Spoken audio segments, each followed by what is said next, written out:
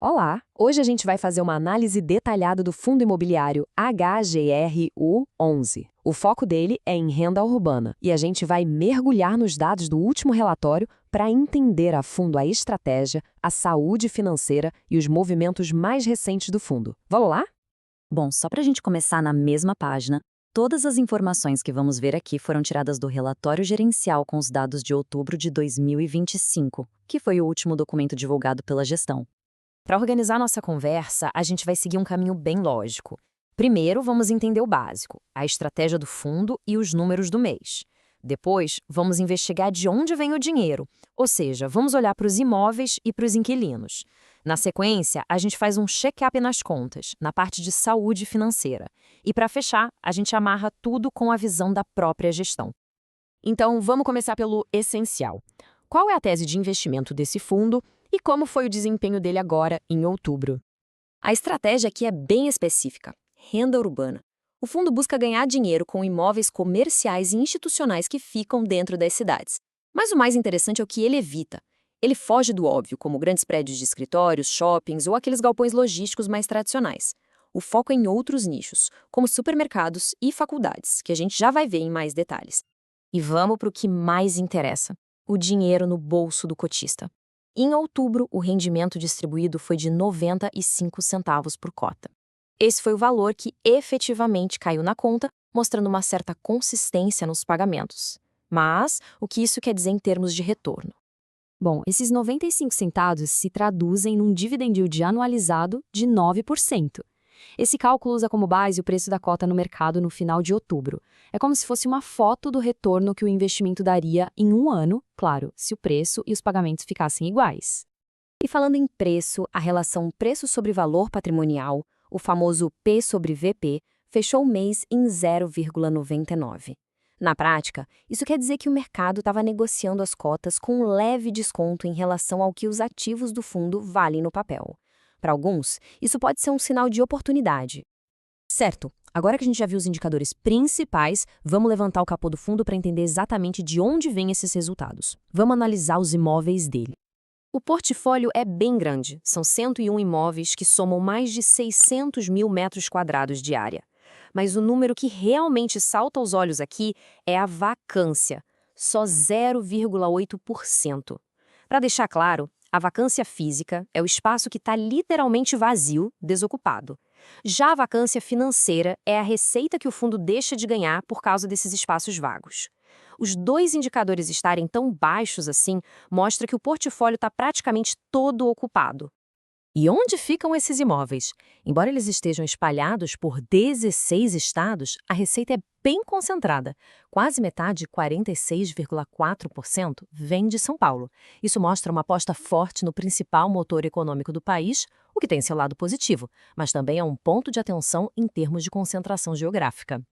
Olhando para os setores de atuação dos inquilinos, a estratégia do fundo fica ainda mais nítida.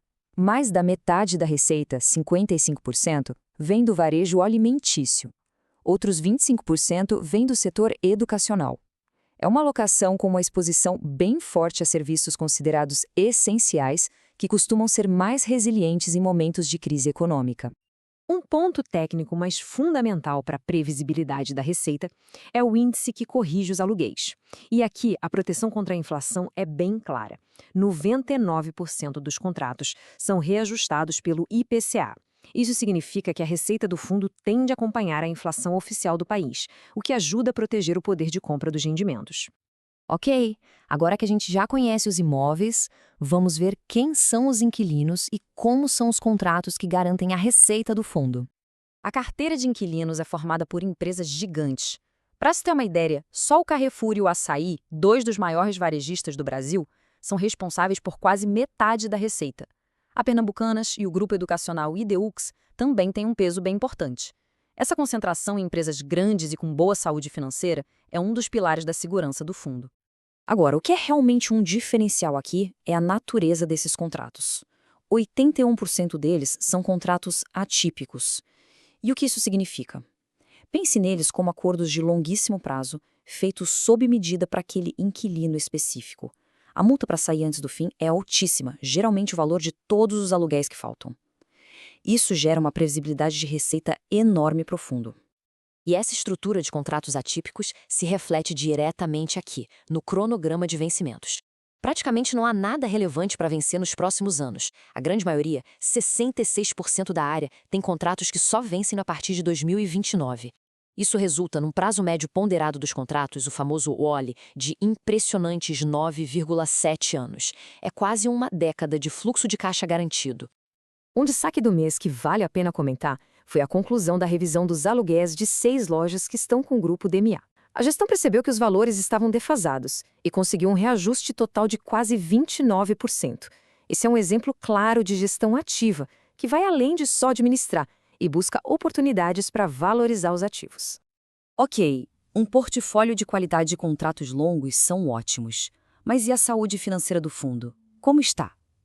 Vamos analisar agora o balanço, o resultado do mês e como está a estrutura de dívidas. Olhando para o resultado do mês, a gente vê que o fundo gerou R$ 1,49 por cota, já descontando as despesas. O ponto-chave aqui é que ele distribuiu 95 centavos e guardou 54 centavos em caixa. Essa retenção é importante porque cria uma reserva para o futuro, seja para aproveitar oportunidades ou para cobrir alguma despesa inesperada. Em relação ao endividamento, a alavancagem financeira está em 5,8%, um nível que a gestão considera saudável. Essa dívida é usada de forma estratégica para comprar novos ativos sem precisar fazer uma nova emissão de cotas logo de cara, o que dá mais agilidade para o fundo. E para cobrir as obrigações mais próximas, a posição de liquidez de curto prazo do fundo é bastante confortável. Ele tem mais de R$ 336 milhões em caixa e ativos líquidos, enquanto as dívidas que vencem nos próximos 12 meses somam menos de 39 milhões. Isso mostra que ele tem fôlego de sobra para honrar seus compromissos. Chegamos na nossa última etapa. Agora, vamos consolidar todas essas informações com um resumo dos pontos principais e ver o que a própria gestão destacou no relatório deste mês. E essa citação tirada do relatório resume bem a filosofia da gestão. Ao falar do sucesso na renegociação com o grupo DMA, a gestão diz que o resultado demonstra a atuação proativa do time de gestão na captura de oportunidades e na valorização do portfólio. Isso reforça a imagem de uma gestão que realmente busca agregar valor. Então, colocando tudo na balança, o que a gente tem? Do lado positivo, a vacância baixíssima, o sucesso na revisional que aumenta a receita, a forte geração de caixa e o prazo médio dos contratos de quase 10 anos. Como pontos de atenção, que é sempre bom ficar de olho, a concentração de receita em São Paulo, o fato de que o resultado do mês foi ajudado por vendas pontuais, o acompanhamento da devolução de um imóvel específico e o nível de alavancagem que, embora pareça controlado, sempre merece monitoramento. Antes de fechar, um recado rápido. Se você gosta de análises como esta, baseadas em dados, a sua inscrição aqui no canal faz toda a diferença para que a gente possa continuar produzindo e levando informação relevante para mais gente. E para a gente encerrar, fica uma reflexão. O próprio relatório do fundo menciona um cenário macroeconômico com a expectativa de juros ainda altos até 2026. A pergunta que fica é, com um portfólio tão focado em renda e com contratos de tão longo prazo, como a estratégia do fundo pode reagir nesse ambiente? É uma questão importante para se pensar daqui para frente.